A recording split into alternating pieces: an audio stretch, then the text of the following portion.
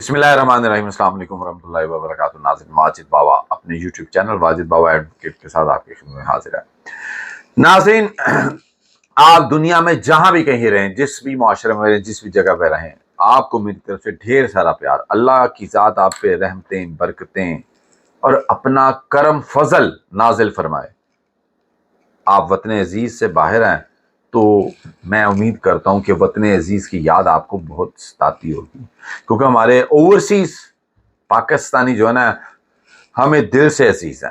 क्योंकि वतन से दूरी क्या होती है ये मैं भी जानता हूँ। अपनी तालीम के दौरान जब तकरीबन 2.5-3 साल मैं यूके में रहा तो I can express my feelings के क्या होती हैं।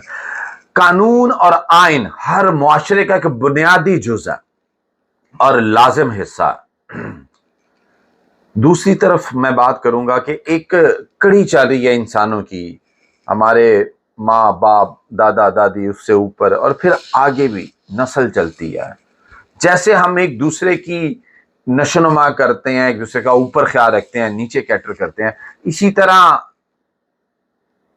इस्लाम में, शरीयत में एक वरासत के, इसको वरासत के मामलत कहते हैं। क्योंकि ये भी कहा जाता था कि ऐसा है कि कहीं ऐसा ना हो कि, क्योंकि ये बात आपने भी सुनी होगी कि हमसाये को विरासत में आप हिस्सा दे दिया जाए। इतने हकूक विरासत के हवाले से हमसाये क्या बता दीजिए। तो यहां पे इशू ये है कि जो अपने सगा खून है वो सफेद कैसे हो जाता है।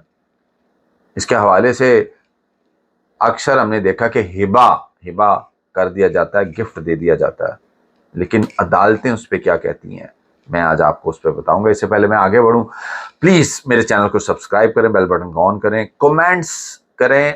पसंद आए, ये बातें आपको पसंद आए तो जरूर आगे शेयर करें, लाइक भी कर दें। फेसबुक पेज वाजिद बाबा, उसे भी प्लीज लाइक करें और फॉलो भी करें। नाज़रीन, वरासत के हवाले से और हिबे के हवाले से, क्योंकि अक्सर ये देखा गया है कि वरासत में आके बेशुमार इश्यूज आ जाते हैं, जिसके हवाले से इस वक्त हुकूमत पार्लियामेंट में एक बिल पड़ा हुआ है और वो बिल उम्मीद करते हैं कि बेशुमार मामलों का हल करेगा।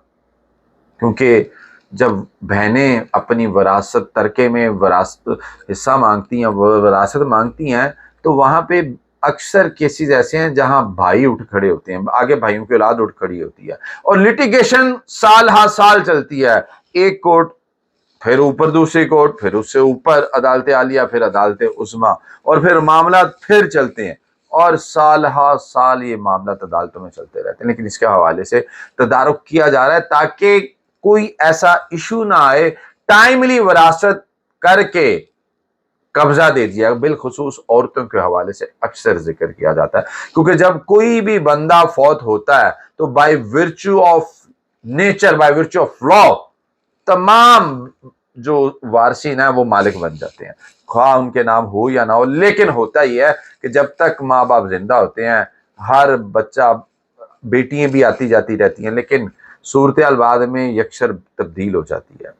उसके बाद भाई काबिज होते हैं, वो जगह नहीं देते। तो ऐसे ही मामला सामने आए, ऐसा ही केस भी सामने आया जिसमें supreme court of honourable supreme court of Pakistan ने जुबानी हिबा के हवाले से कह दिया कि जुबानी हिबा वो जब इंग्रेडिएंट्स पूरे ना करे, ऑफर, एक्सेप्टेंस और डिलीवरी ऑफ पोजेशन, तो वो मामला काबिल कबूल नहीं है। और ऐसा ही एक केस हुआ, यहाँ पे जजमेंट्स हैं 2025 SCMR 1229। उसमें जुबानी हिबा भाई ने करके बहन को अपनी जो मतवफ़ी वालिदैन की तरफ से वरासत थी उसमें से उससे उसके राइट को इन्फ्रिंज करने की कोशिश की। तो जब वो मामला सुप्रीम कोर्ट तक पहुंचा, सुप्रीम कोर्ट तक गया, तो उस वक्त सूरत हाल ऐसी बनी कि सुप्रीम कोर्ट ऑफ पाकिस्तान ने बहन को उसका हिस्सा दिलवा दिया, क्योंकि जुबानी हिबा वो काबिल कबूल नहीं है। जुबानी हिबा में अगर आप प्रॉपर जो उसका प्रोसीजर है वो अडॉप्ट ना करें और इनहेरिटेंस लॉ के हवाले से आप चीज़ें پروسیڈ نہ کریں اکارڈنگلی تو ہبے کو آپ چیلنج کر کے اس کو آپ توڑوا سکتے ہیں، اپنا حق لے سکتے ہیں، کیونکہ یہاں یہ بھی کہا گیا کہ یہ ضروری، کیونکہ پوزیشن ظاہری بات ہے ایک بھائی ساتھ رہ جاتا ہے جب والدین کی ڈیتھ ہوتی ہے، تو جب والدین کی ڈیتھ ہو جاتی ہے تو کہتے کہ یہ ہبہ میرے نام والد صاحب کر گئے تھے اور میں ہی قابض ہوں۔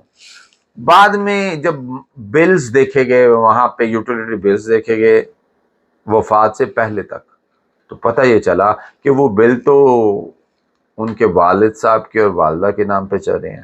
تو جب والدین کے نام پہ بل چل رہے ہیں تو یہ قبضہ کی نشاندہی نہیں کرتا، کیونکہ سالہ سال سے وہی بیٹا والدین کے ساتھ رہتا چلا آتا ہے، تو اس میں صورتحال ایسی بنتی ہے کہ سپریم کورٹ آف پاکستان نے کہا کہ یہاں پہ یہ چیز پوزیشن کے انگریڈینٹ کو پورا نہیں کرتی، اس لیے بہن کو وراثت میں اس کا حصہ دلوا دیا۔ لیکن یہ کوئی ایک کیس نہیں ہے، ایسے ہزاروں کیس پینڈنگ پڑے ہوئے ہیں جس میں بھائی اپنی بہنوں کو حصہ نہیں دیتے۔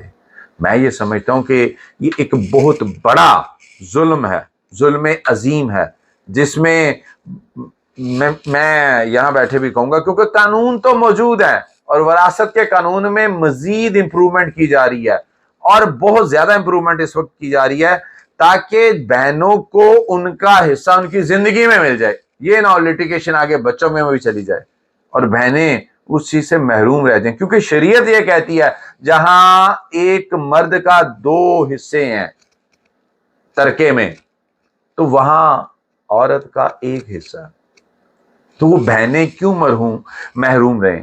اس لیے یہ اس وقت اب جو سٹیپس لیے جا رہے ہیں پارلیمنٹ میں بھی، کیونکہ وہاں پہ ایک پارلیمنٹیرین صوفیہ سعید صاحبہ ہیں، انہوں نے اس کے حوالے سے بات کی کہ طویل انتظار کرنا پڑتا ہے خواتین کو، اور پھر شدید مشکلات کا سامنا ہوتا ہے، لیٹیگیشن کاسٹ بھی بہت زیادہ ہوتی ہے، تو اس کے لیے آسانی پیدا کرنے کے لیے تاکہ پتہ یہ چلے جیسے ہی آپ وراثت کروانے گئے ہیں اس کا ایک علیحدہ پروسیجر، اس کے حوالے سے میں آپ کو انشاءاللہ تعالیٰ ایک علیحدہ ویلاگ میں بتاؤں گا، تو جیسے آپ وراثت کروانے گئے ہیں تو ویسے ہی جو اتھارٹی بنے وہ ہر بندے کو اس کا قبضہ بھی دلوا دے، کوئی قبضے سے بھی محروم نہ رہے، کیونکہ جہاں ٹائٹل کلیئر ہونا انتہائی ضروری ہے وہاں پہ آپ کے پاس اس پراپرٹی کا قبضہ ہونا بھی ضروری ہے، ادروائز آپ اس کے فروٹس ریپ نہیں کر پاتے۔ اور پھر یہ ایشوز یہیں پہ نہیں چلتے،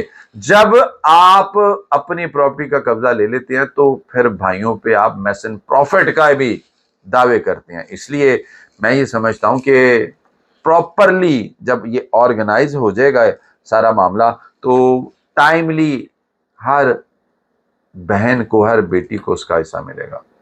اپنا خیال رکھیے گا، اللہ نگہبان۔